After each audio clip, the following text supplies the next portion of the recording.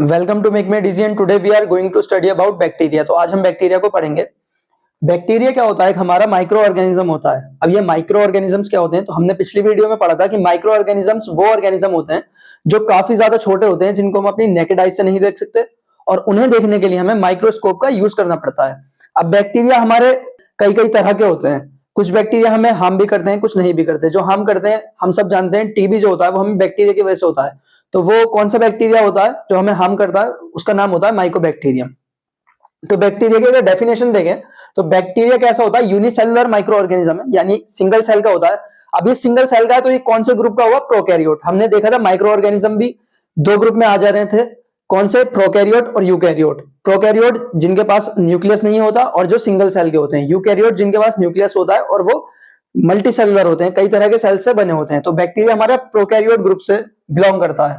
तो अब बैक्टीरिया के स्ट्रक्चर की बात करें तो बैक्टीरिया का स्ट्रक्चर कुछ इस तरीके से होता है। सबसे बाहर कैप्सूल, उसके अंदर सेल वॉल, फिर उसके अंदर प्लाज्मा मेम्ब्रेन। ये प्लाज्मा मेम्ब्रेन जिसके अंदर पूरे सेल के सेल ऑर्गेनिल्स होते हैं।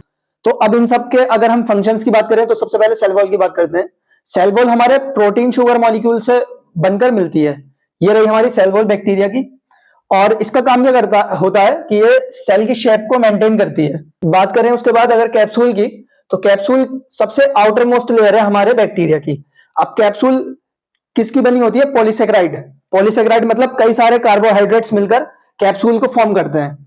और ये क्या करती है कैप्सूल? ये करती है सेल को सूखने से बचाती है, prevent cell from drying it out, and phagocytosis by others. Phagocytosis मतलब कोई दूसरा जर्म सेल बैक्टीरिया को इनगल्फ ना कर ले, मतलब निगल ना ले, इसलिए जो हमारी कैप्सूल होती है उसके लिए प्रोटेक्शन का काम करती है। अब तीसरी चीज अगर हम बात करें प्लाज्मा मेम्ब्रेन की, तो प्लाज्मा मेम्ब्रेन ये रही। अब ये क्या करती है? ये रेगुलेट करती है passage of materials in and outside, यानी क्या चीज सेल के अंदर जा रही है और क्या बाहर जा रही है, उसको कौन मेंटेन करता है? Plasma membrane. अब ये तीनों ही चीज, सेल वॉल, कैप्सूल और प्लाज्मा मेम्ब्रेन, ये किस चीज के अंदर आती है? सेल एनवेलप के। तो सेल एनवेलप क्या करता है? इन चीजों को कंटेन करता है। Contain cell wall, capsule and plasma membrane. अब बात करते हैं प्लाज्मिड की, तो ये रहा हमारा प्लाज्मिड। प्लाज्मिड क्या होता है? हमारा जो डीएनए होता है उससे ही सेपरेट होकर हमारा प्लाज्मिड बनता है। तो प्लाज्मिड कैसा है? हमारा स्मॉल जेनेटिक स्ट्रक्चर है जो कि सर्कुलर सेगमेंट्स ऑफ डीएनए से बना है, यानी डीएनए से सेपरेट होकर जो सर्कुलर सेगमेंट्स बने उनसे प्लाज्मिड हमारा बना है। अब लास्ट में बात करते हैं राइबोसोम की। तो राइबोसोम हम सब जानते हैं, सेल के अंदर राइबोसोम क्या करता है? प्रोटीन सिंथेसिस, यानी प्रोटीन को बनाता है। वो कैसे बनाता है? जो जेनेटिक कोड होता है हमारे सेल के अंदर, आरएनए वगैरह, उनको ये रीड करता है, ट्रांसलेट करता है और उनको अमीनो एसिड्स में कन्वर्ट कर देता है। अब ये अमीनो एसिड्स की जब काफी लॉन्ग चेन हो जाती है, हम सभी जानते हैं जब अमीनो एसिड मिल जाते हैं तो वो प्रोटीन बनाते हैं। तो कुछ इस तरह ये प्रोटीन का सिंथेसिस करता है। अब लास्ट में बात करते हैं फ्लैजिला की एंड पिलाई की। फ्लैजिला और पिलाई इन दोनों का काम क्या होता है? फ्लैजिला हमारा सेल को मूवमेंट में हेल्प करता है और पिलाई हमारा उसको फ्रिक्शन प्रोवाइड करता है सेल को।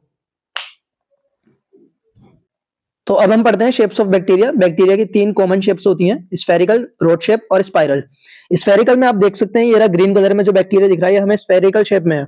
इससे क्या क्या होता है? हमें फूड पॉइजनिंग हो जाती है, हमें निमोनिया हो जाता है, हमें इस बैक्टीरिया से स्ट्रेप थ्रोट हो जाती है। और अब बात करते हैं रोड शेप बैक्टीरिया की, जो ऑरेंज कलर में हमें दिख रहा है। इससे हमें क्या क्या हो सकता है? Typhoid, anthrax. अब बात करते हैं स्पाइरल शेप बैक्टीरिया की, जो हमें पर्पल कलर में दिख रहा है। इससे क्या क्या हो सकता है? हमें कोलेरा, स्टमक अल्सर्स एंड साइफिलिया। तो ये सब इनके इफेक्ट्स हैं जो हमें हो सकते हैं शेप्स ऑफ बैक्टीरिया में। Thank you.